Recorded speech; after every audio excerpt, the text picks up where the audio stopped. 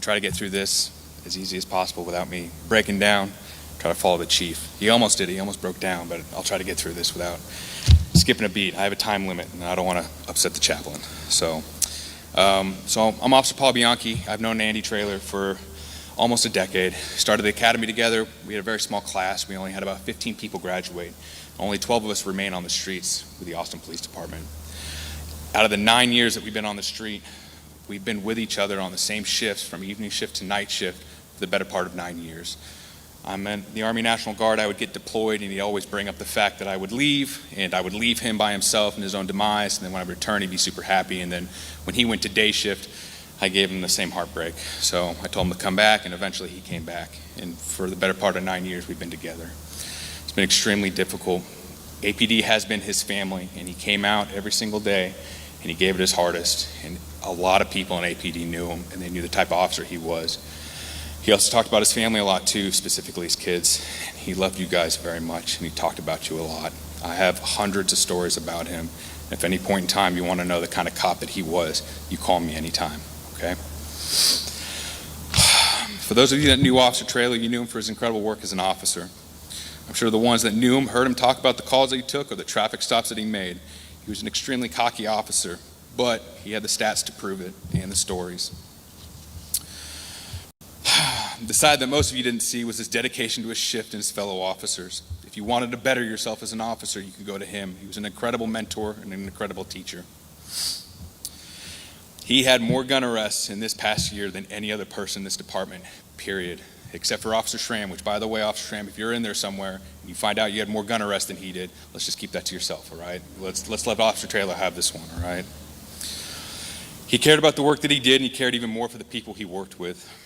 Fortunately for me, most of the stories that I have, most of the incredible stories I have, he was with me in some form or fashion. Whether it was we were doubled up on the shift, he backed me up, whatever case it may be. Unfortunately, the hundreds of stories I have, he was with me.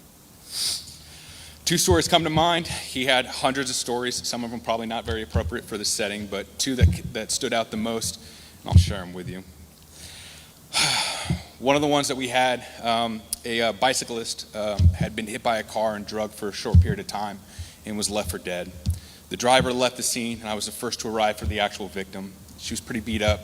She was conscious and alive, but her injuries were pretty drastic. I showed up, got her into the ambulance, and rushed her off. Traylor showed up begrudgingly later. Not begrudgingly, he wanted to help, but he was also a crash investigator, which a lot of crash investigators know. There's a lot of paperwork, spray paint, and other things that you have to do on that crash scene instead of going out and finding the guns, finding the dope. And he came there and he saw how much this call affected me. And it wasn't so much that the injuries affected me, because as law enforcement know, we're kind of desensitized, unfortunately, to a lot of the kind of the horrors that are out there. What affected me was that not only did she have to suffer through this, but she was still conscious through the entire thing, and the guy got away. Traylor saw this, and he helped me for better part of 5 hours after we cleared the scene to try to find this guy, which we never did. We knew he lived somewhere in our sector, but we could never find him. Traylor got off late that night, early morning, I should say. We were supposed to get off about 6:30 in the morning. He got off a little bit later than that. And he had to take a different route home.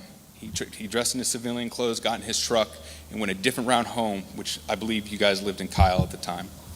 And while he was en route to Kyle, taking a different road, stuck in traffic, he noticed a vehicle that matched the description of the suspect vehicle. And all we had, we didn't even have a make model. It was a body style, a color, and maybe 2 digits on the license plate. He pulled up next to this guy, and he thought in his mind, he goes, I believe that's the car. I think that's the car. And a lot of law enforcement officers know that if you have like a gut feeling, you try to take it, but if you're wrong, people are gonna haze you and make fun of you for like ever, right? So he saw this vehicle, and he thought to himself, this gotta be it. The guy looked over at him and then took off, basically trying to get away from Traylor. Traylor followed this guy and called APD, the day shift officer, and said, hey, I'm pretty sure this is the car that was involved in the hit and run. APD eventually caught up to this guy near San Marcos, which is, as much as you know, that's pretty far away. They pulled the guy over. There was body damage on the vehicle, and the guy gave a full confession. It was the vehicle. And the fact that divine intervention, I know it's out there, put Traylor in that path, made him get off late, take a different route home, and happened to pull up next to the guy that was involved in this collision. He was committed to this job, and he was always observant. Another story I had, Like I said, I doubled up with Traylor a lot. The one time I didn't double up with him, he gave me heartbreak about it. But we double up a lot. In one particular instance, we worked overtime with our sister night shift. And we asked our supervisors if we could double up. They'd always give a sigh, not because we'd get into trouble, much trouble, but because there's probably paperwork that's going to follow suit once we get into something. On this particular night, we went to an apartment complex for shots fired at a party. Somebody had presented a gun, and there was a large group of people. Sister night shift went to the party, a portion of the apartment complex, and a basic description of the suspects was put out. 4 to 5 people, and they gave a basic clothing description, and that they had been going north through the apartment complex. Traylor and I pulled up, and we spotted a group of individuals that matched that description, basically matched that description. As soon as we got out of the car, they took off running. I chased 4 of them for about 50 yards, rounded a building, cornered them, and I caught 4. Traylor ran after the fast one. And he ran, and I'm not joking, he ran for the better part of a mile after this guy. They hit the highway, they went north, and for a mile he ran after this person. That's how committed he was to keeping these streets safe and to catching the people that do these violent crimes. For a mile.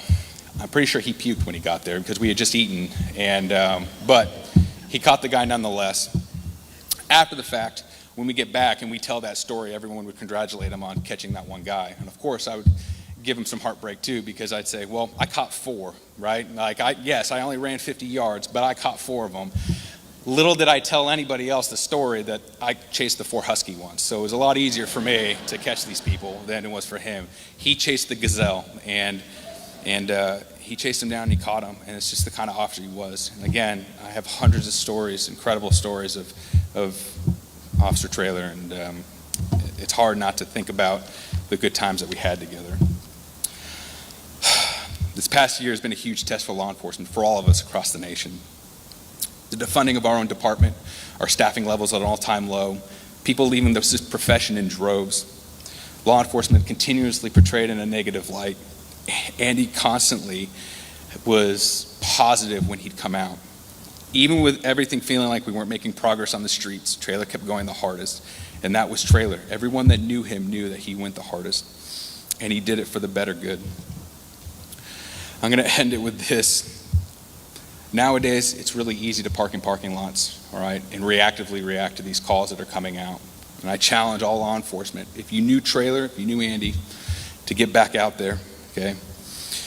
I'm not asking you to go as hard as Traylor did. All I'm asking is that if you find yourself parked in a parking lot reacting to calls all night, that you think about the criminals that are on these streets and know when to challenge them. I'll leave this point with a quote from the philosopher Edmund Burke. All that is necessary for the triumph of evil is that good men do nothing. Officer Traylor was one of those good men who gave everything. I just hope that officers will try to emulate the type of work that Traylor did while he was here. Officer Traylor's legacy will live on in this department and in this city. His sacrifice for the city will not be forgotten.